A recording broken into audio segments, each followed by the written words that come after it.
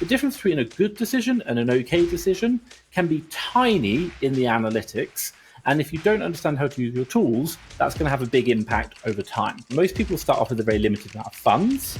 And so what you are looking to do is try and get the best profitable products as possible and getting them selling quickly. Key important point there. If you're buying stock right now and shipping it into Amazon and it just sits there, that's money wasted, that's tied up, it's taking a really long time. If you can get a product into Amazon, get it sold quick, and then get that money back and buy something else or buy it again, that's going to change the game. And again, we're here to make money, which is obviously ROI, profits and margin. And then number two, do that many, many times in a year, which can really make a big impact upon your business. So many Amazon sellers who have hit 100K months or even hit that and now quit the business, the one thing they said is they wish they had hired some staff. Why? Because doing it all yourself is just so much hard work. And actually hiring someone for like $3, $5 per hour from the Philippines can just be a game changer. And the one bit of advice I would give to anyone, specifically if you want to scale, just do less, but the less that you do, do it better. Hello and welcome to Seller Assistant Talks. I'm Oleg Kuzmenkov, the founder of Seller Assistant. Our tool designed for searching and analyzing products for online arbitrage and wholesale on Amazon. We help thousands of sellers to run and grow their business on Amazon. In this podcast, we share tips, strategies, and expert insight to help you succeed as an Amazon seller. Today, we're going to speak about how to grow an Amazon business using online arbitrage and wholesale proven systems. If you find this topic interesting, hit the like button right now and subscribe to the channel so you don't miss any new videos. Our guest today is Thomas Parkinson. He is the founder of Fast Track FBA, and also he 2 times 7 figures Amazon seller. So, hi Thomas, how are you doing today? I'm good, thank you. How are you? Thank you. I'm doing great. I'm happy to host you and speak about your journey.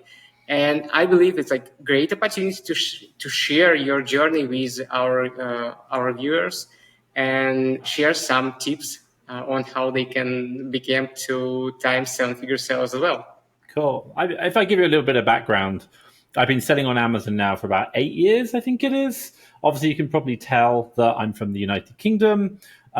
We've done 7 figures, obviously, in the UK. I think the most we ever did was about £3.4 million in a single year, so about $4 million.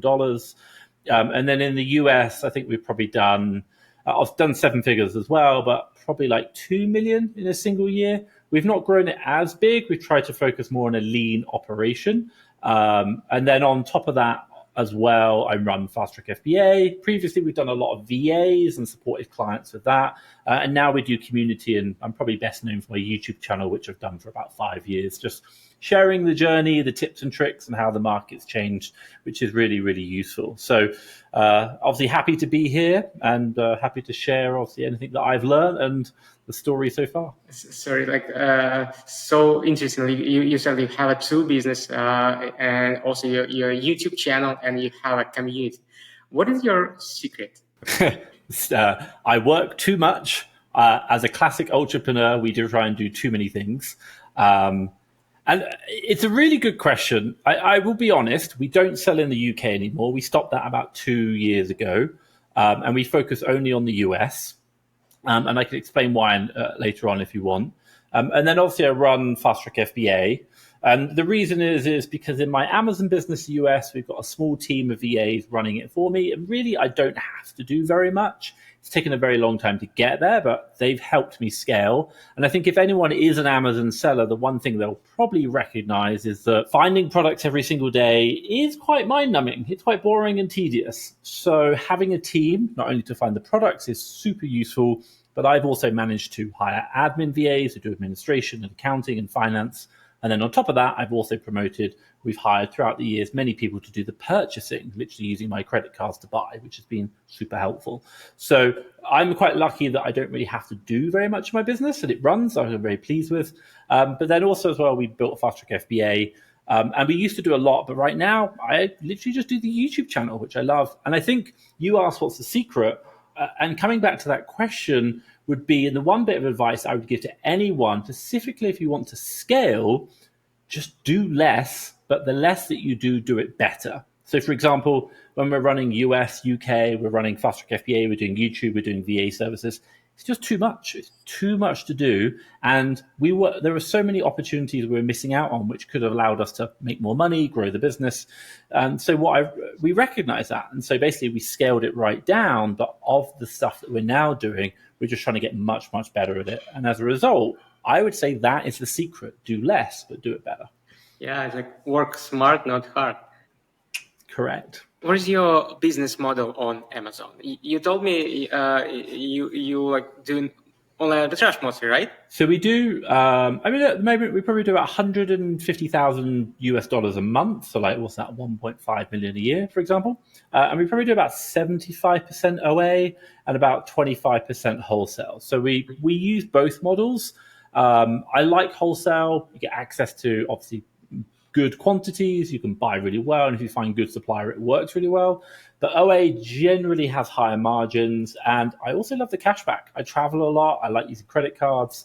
No one's going to turn down a first-class flight, and I particularly enjoy that part of the life. So it's pros and cons, but also as well, when you wholesale, you don't really need a big team. It just takes a lot of work to get going. Whereas when you have OA, it's more of a manual job, which VAs can really help. And so we've got some good VAs who know how to make OA work, online arbitrage. So they just do that, and we're really happy with it. How to scale to your numbers? Do you have any systems in place? There's lots to think about. So I'll kind of try and do it in stages. So the stages, and if I think about it as in like, if you're first starting, like you're a beginner, what does that look like? And then when you start to get some traction, and we'll call it like 0 to 10,000 a month, and then we'll call it 10,000 to 100,000, then 100,000 plus. That I'll call it like 3 stages of scaling, because I think that's a nice way to break it down. When you first start, 0 to 10,000 and per month in sales, this is the real kind of metrics you're looking at are like, you're really just trying to learn the fundamentals. So let's be very specific. If you've got sourcing tools, like Seller Assistant, for example, or Keepa, which we use, you've really got to learn how to use them really, really well, because they're going to help you to make right decisions. And at the end of the day, we're playing with a lot of money, which is like leverage. And if you make good decisions with that leverage, i.e. buying the right products, then that's going to do really well. If you make a bad decision, it's not going to do so well. And it sounds quite obvious, but the idea is that the difference between a good decision and an okay decision can be tiny in the analytics. And if you don't understand how to use your tools, that's going to have a big impact over time. And so specifically, what I recommend to anyone is when you first start, and people are going to probably say, I'd hate to do this, but I did it, and I recommend it to everyone to this day. Find deals, obviously learn where the best suppliers come from, keep doing that. It's just hours worked. It's like grinding. But those deals, share with other people who are way ahead of you. Why do I say that? Because if you have done good analytics, good sourcing, and share those deals with people ahead of you, they're going to tell you if that's a great deal. Or they're going to tell you, no, it's a really bad deal. And so therefore, you're going to get feedback pretty much the same day. Whereas if you go and buy that product, ship it in, you're probably not going to realize for another 3 months. So you can basically stop bad decisions very quickly, and then also learn what a good purchase is, which I think is really, really important. And what you are looking to do is get that feedback as much as possible. So number one, what we always recommend doing is obviously sharing deals with people ahead of you. And if that person who's ahead of you is going like, hey man, have you got any more deals today? You know that you're pretty good at finding deals, which I think is great. Now, the other one we've done before in the past is I do a training with my purchasing managers, is we get them to record their deal analysis, every single deal that they actually buy. So it's like a 3-minute recording, basically if you're going to analyze a deal, just press record, analyze it. If you don't like the deal, press delete. If you do like it, just save the recording. Really useful. Why? Because when that product sells, you can go back to look at the recording. If it's done really well, what did I see in the analytics that that I maybe now that I know it was a good deal, that I should have checked out? Or if it's a bad deal, when I recorded that video, what was the reason it was a bad deal? And then that can just give you so much better feedback. And again, what you want to do is just really try and learn. Now, most people start off with a limit. So that's kind of like analysis and learning technique. But then also as well, most people start off with a very limited amount of funds. And so what you are looking to do is try and get the best profitable products as possible and getting them selling quickly. Key important point there. So for us in our business, we generally look at a 30% ROI and a 15% gross margin. And this is after taking into, for example, prep fees. So in the calculator tool, you can add in the prep fees, shipping and the prep cost. So we want at least 30% ROI, if not a 15% gross margin. And then the other thing that I really recommend doing, and we always do this as like a high, how are you doing selling wise? We'll always just go into their Amazon selling account and we'll go into inventory and we'll go dashboard and we'll say, look at what's known as your sell-through rate. And if your sell-through rate is below 2, it means basically you're buying stock and you're shipping it into Amazon and it's selling really slowly. Ideally, you want it at 3, if not slightly higher. Amazon recommends 2 to 3. I think as resellers, we should be getting 3 and above. Why? Because if you're buying stock right now and shipping it into Amazon and it just sits there, that's money wasted, that's tied up, it's taking a really long time. If you can get a product into Amazon, get it sold quick, and then get that money back and buy something else or buy it again, that's going to change the game. And again, we're here to make money, which is obviously ROI, profits, and margin. And then number 2, do that many, many times in a year, which can really make a big impact upon your business. So there's kind of like 3 key factors I'll talk about, like the beginner level, which I really like. So the next part I'm going to talk about, and again, I could be here for hours talking about all the different areas, but I really think understand your tools, get good at finding profitable products, and then also the third one is turning your inventory. Now, the next area is like 10K to 100K. Specifically here is about just doing what you're doing more of it. And what we generally see here is a lot of people will just get more efficient. So they start recognizing where they can find great products. They will just find more products there. They start to understand seasonality of products. I mean, you could get to 100K on your own. There's no problem about this. And I've known many people to do 100K a month on their own, even self-prepping. I don't recommend it, but you can. But the idea is that you just want to start doing what you've done before, but now you're just doing it 10x. You're getting much, much faster.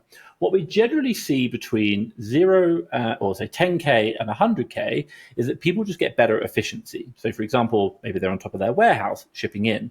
Maybe they're on top of their suppliers and understand which ones actually deliver quickly and which ones don't. For example, we had a supplier which was taking over a month and a half to deliver, which is crazy. I could buy a product and get it sold in that time, whereas most, this supplier was taking that long to deliver. So it really killed my cash flow.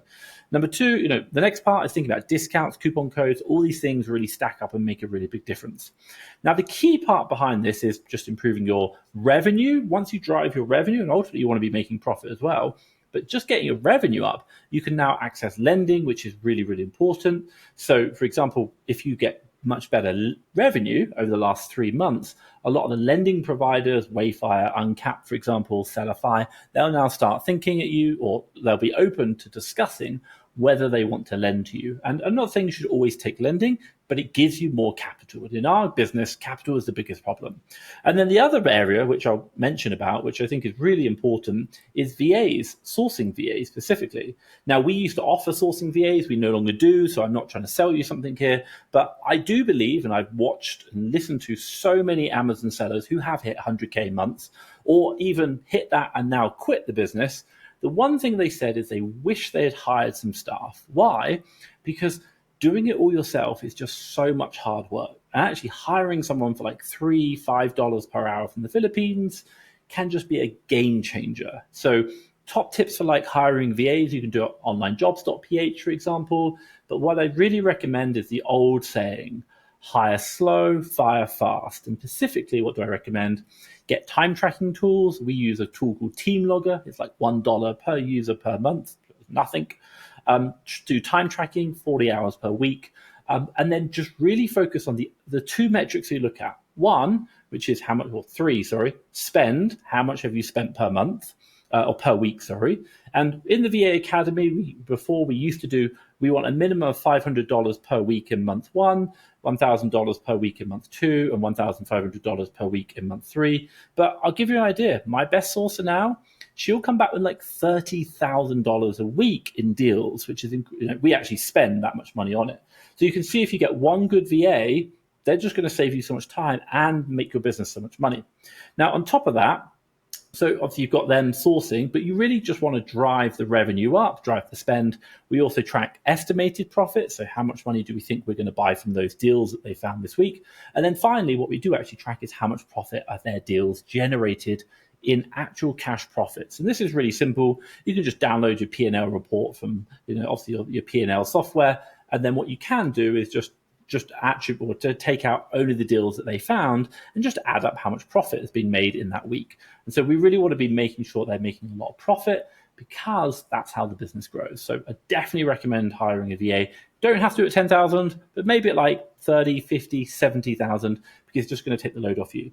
Now let's move over to 100,000 plus. And really, I think here the business of scaling is probably an element of hiring more team members and moving into wholesale and getting, should we say, better opportunities. Now, I'll kind of touch upon this because I won't go too heavy. If you look at any of the big wholesalers, a lot of them will have their own warehouses, and it's absolutely fine if you want to go down that route. That's really useful. But just imagine when you do get your own warehouse, you also need to hire staff, which is pretty much the same as hiring VAs, but they're just in another country. For me, I do VAs because I live in Mexico, and having a warehouse in Mexico isn't going to work.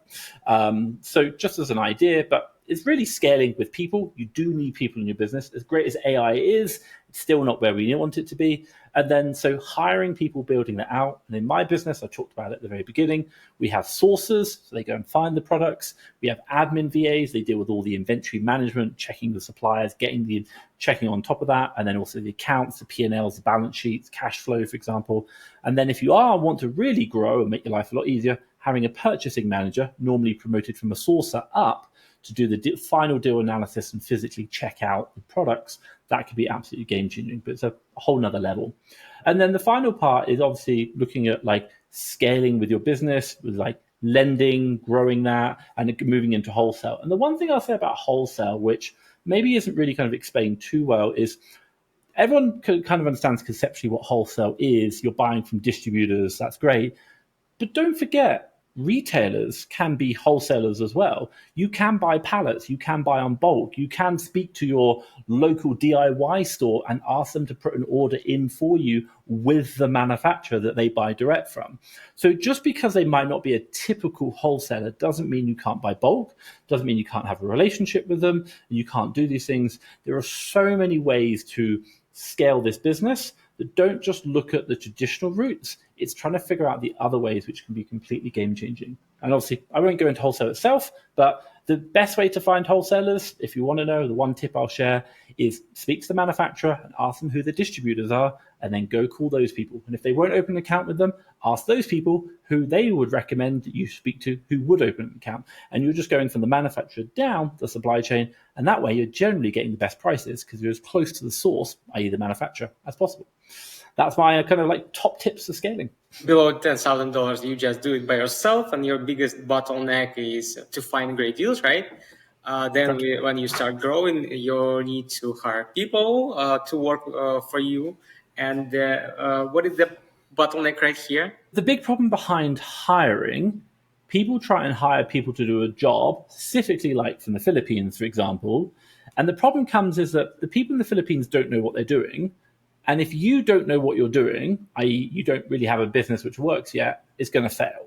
Mm-hmm. So you have to do it yourself first and make it work. Now, I know everyone's going to tell me, but the VA on his CV said that he's an expert Amazon sourcer and can find profitable products.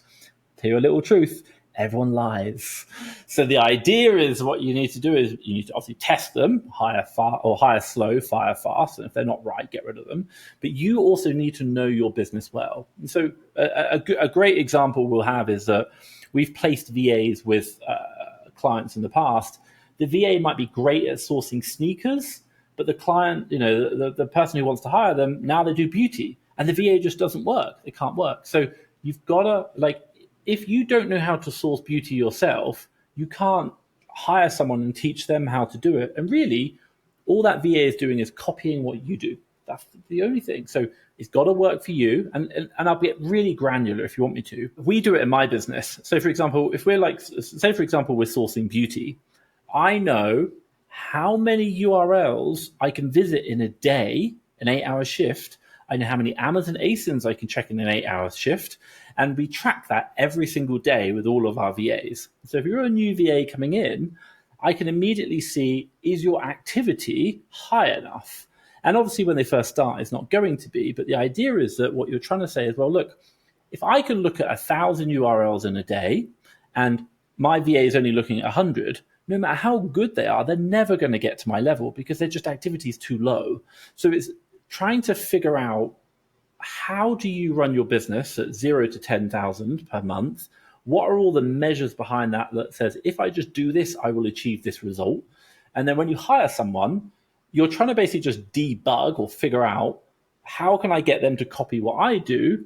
And if they can do the activity and they can do it to the same level, then they'll get there. But if they'll never hit 1,000 clicks, then it's not going to be worth it. It's just like you're wasting your time.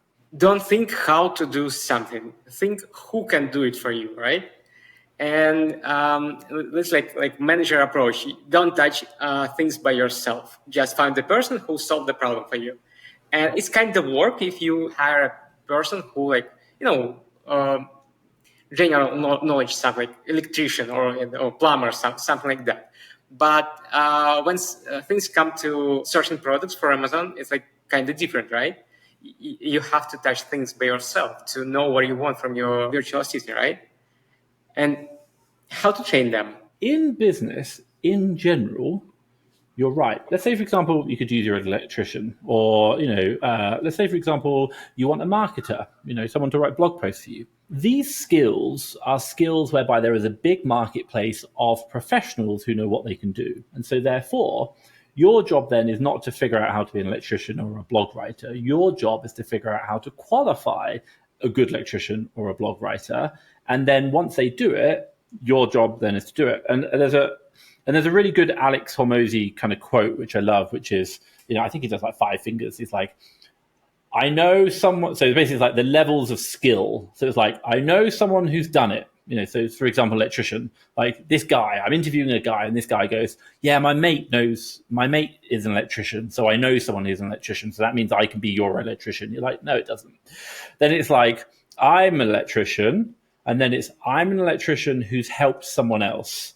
And then it's, I'm an electrician who's helped many people. And then it's, I'm an electrician who's helped many people just like you. And you're like, I want that guy, the guy who's got a track record of proving it and, references and, everything. And like, that's what I'm looking for.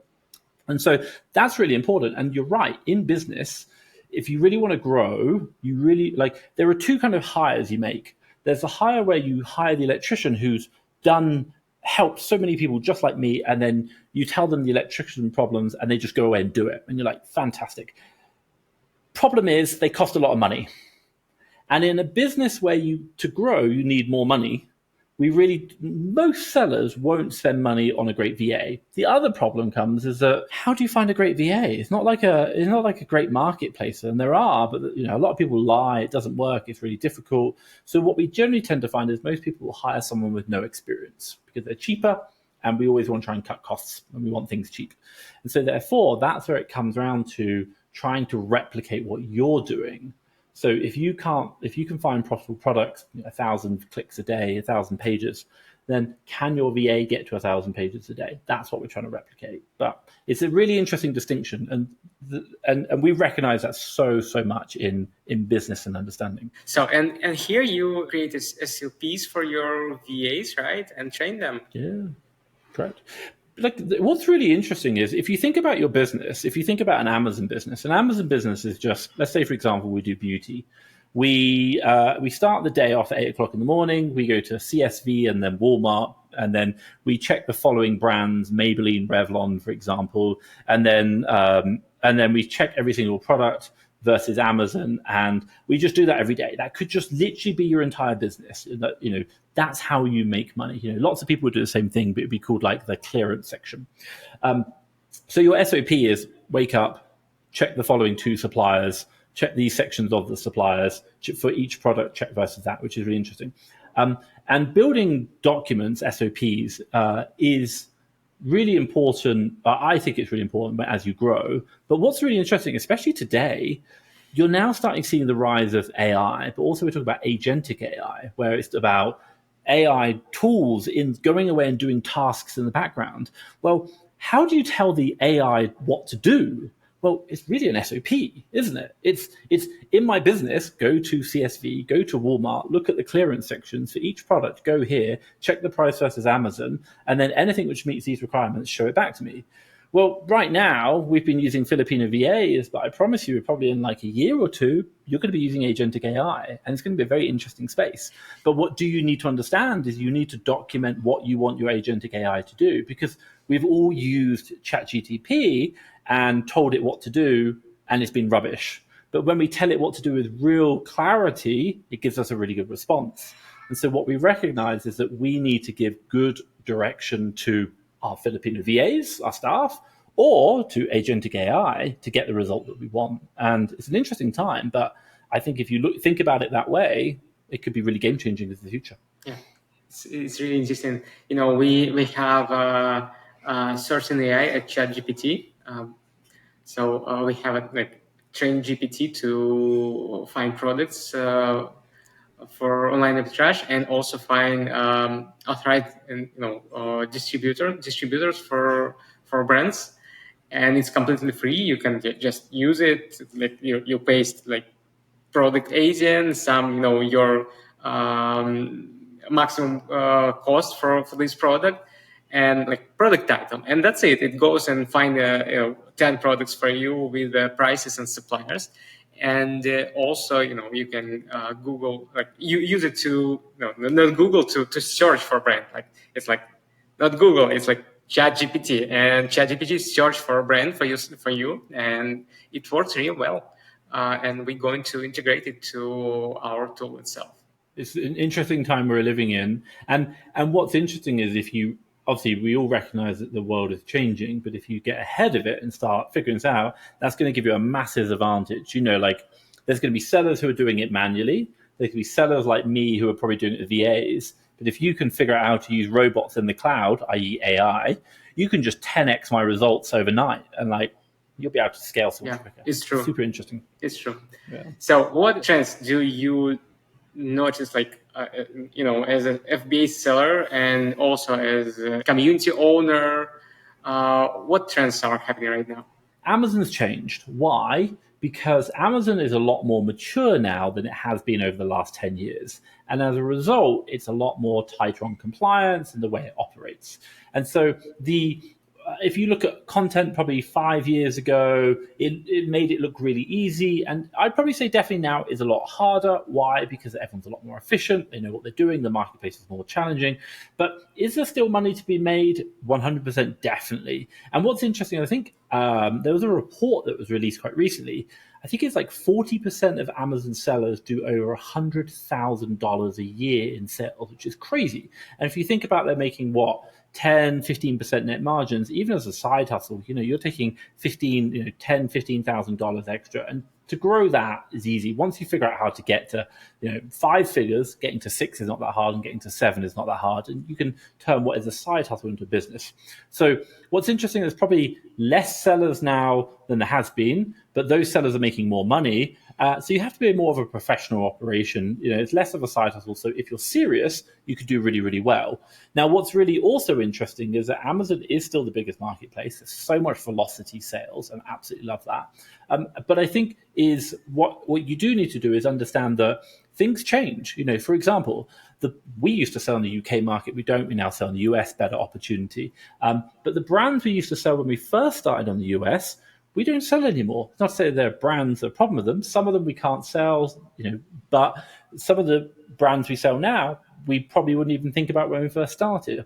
And so the one thing I kind of always recognize within the Amazon marketplace is that everything's going to change because the world is changing at all times. So what you start with today will change tomorrow. So the big kind of mindset shift I always have to have with myself as well is that nothing lasts forever. You always have to adapt. You always have to think about adapting your business. But if you're willing to do the work, and to do that, if you play the game for a long enough period of time, you will just do really, really well. And the one thing I will say to anyone who's maybe thinking about Amazon or just getting started is, if you work 40 years in a job, you might be lucky if you earn 100,000 a year, and then obviously taxes and how that works.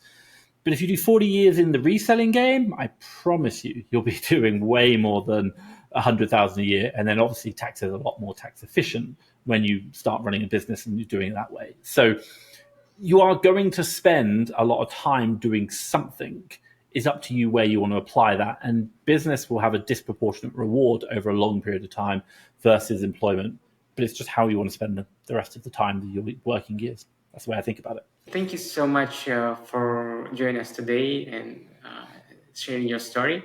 If you have any, advice for our viewers, it's time to say it. I think the only thing I could say, if anyone, and obviously, again, listen to everything I've just shared, educate yourself, focus, just immerse yourself in the world of reselling of Amazon. Like, the more you focus on the goal you're looking for, the bigger impact it's going to have. And hey, also check out my videos on fasttrackfba.com or on the YouTube channel. Hopefully I can add some value and share some comments and give me ideas to create more videos that can help you with the problems you're facing right now. So thank you. Thank you everyone who joined us today. I hope you find this episode valuable for you. Stay tuned for more episodes like this. We bring more experts to share tips and help you succeed on Amazon. If you find this interesting, hit the like button right now and subscribe to the channel so you don't miss any new videos. Leave your comment below, we will definitely respond. And don't forget to check out sellerassistant.app website for tools and resources to boost your Amazon business. It was Oleg Kuzmenkov from Seller Assistant and Thomas Parkinson from Fast Track FBA. Thank you so much. Have a good day.